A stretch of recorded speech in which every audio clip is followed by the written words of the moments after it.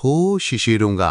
စိမ့်လန်းဆိုပြီးတောက်အုပ်ကြီးတစ်ခုရဲ့ဘေးမှာမြစ်ကျယ်ကြီးတစ်စင်းရှိပါတယ်။ထိုမြစ်ကမ်းနားကတစ်ပင်ကြီးတစ်ပင်အောက်မှာအရန်ကိုညံကောင်းပြီးဖြက်လက်တဲ့ယုံငရီတစ်ကောင်နေထိုင်ပါတယ်။မြစ်ထဲမှာတော့အမြဲတမ်းဗိုက်စာနေပြီးအကောင်ငယ်လေးတွေကိုဖမ်းစားဖို့ချောင်းနေတဲ့မိချောင်းကြီးတစ်ကောင်ရှိတာပေါ့။ယုံကလေးဤစန္ဒတနေ့မှာယုံကလေးဟာမြစ်တစ်ဖက်ကမ်းကိုလှမ်းကြည့်လိုက်တော့အရေရွှမ်းပြီးချိုမီမဲ့တစ်တီးပင်တွေကိုတွေ့လိုက်ရတယ်။ဒီဘက်ကမ်းမှာကစားစရာတွေရှားနေပြီးဟိုဘက်ကမ်းကတစ်တီးတွေကိုတွားစားရရင်တိတ်ကောင်းမှာပဲလို့ယုံကလေးကတွေးမိပါတယ်။ဒါပေမဲ့ပြဿနာကယုံကလေးဟာရေမကူးတတ်တာပါပဲ။ပရိယာယဂျုံချင်းယုံကလေးဟာကမ်းစပ်မှာထိုင်ရှင်းစားနေုံ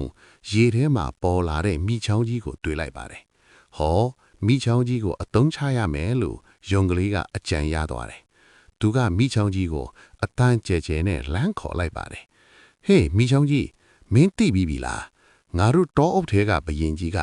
မင်းတို့မိချောင်းတွေနဲ့ငါတို့ယုံတွေထဲမှာဘသူကအရေးအတွက်ပိုများလဲဆိုတာသိချင်လို့စရင်ကောက်ခိုင်းနေတယ်လို့လိန်ပြောလိုက်ပါတယ်။မိချောင်းကြီးဟာအစားမတ်သလိုညံလဲနဲလာကြောင်းယုံကလေးပြောတာကိုယုံသွားပါတယ်။ဒါဆိုငါတို့ကဘာလုပ်ပေးရမလဲယုံကလေးလို့မေးတာပေါ့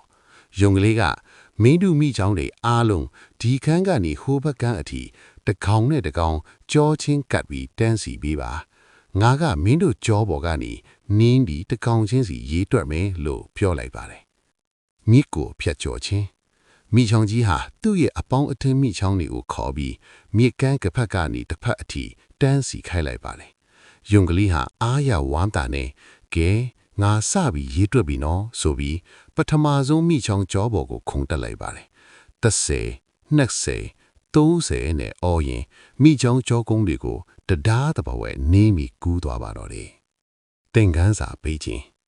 ယုံကလေးဟာဟိုဘက်ကန်းကိုရောက်ခါနီနောက်ဆုံးမိချောင်းကြောပေါ်ရောက်တဲ့အခါမှာတော့ကုန်းပေါ်ကိုအမြန်ခုန်တက်လိုက်ပါတယ်ပြီးမှမိချောင်းကြီးကိုလွှဲကြည့်ပြီးမိချောင်းကြီးရေ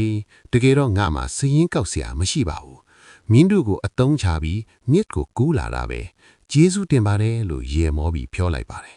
မိချောင်းကြီးဟာဒေါသထွက်ပြီးရေထဲကနေခုန်တက်ဖမ်းဖို့ကြိုးစားပြီးမယ်ယုံကလေးကတော့တစ်တီးပင်တွေစီကိုလင်းမြန်းဆိုတာပြေးဝင်သွားပါတော့တယ်ပုံမြင်ကရရှိတဲ့သင်္ကန်းစာဤပုံမြင်လေးကိုကြည့်ခြင်းအားဖြင့်ကျွန်ုပ်တို့ဟာဘလန့်ပဲခွန်အားကြီးမှပါစေတတိမရှိပဲဉာဏ်ပညာကိုအသုံးမချဘူးဆိုရင်မိမိထက်ခွန်အားနည်းသူရဲ့လက်စားမှုကိုခံရနိုင်ပါတယ်။စံချင်းပါအနေနဲ့ဉာဏ်ပညာရှိသူဟာခက်ခဲတဲ့အခက်အခဲတွေကိုအေးအေးဆေးဆေးကြော်ဖြောင့်နိုင်တယ်ဆိုတာကိုသင်ခန်းစာရရှိနိုင်ပါတယ်။ဒီဇာတ်လမ်းလေးကိုပြောပြတဲ့အခါမှာမိချောင်းကြီးလို့မဆိုတော့ပါ။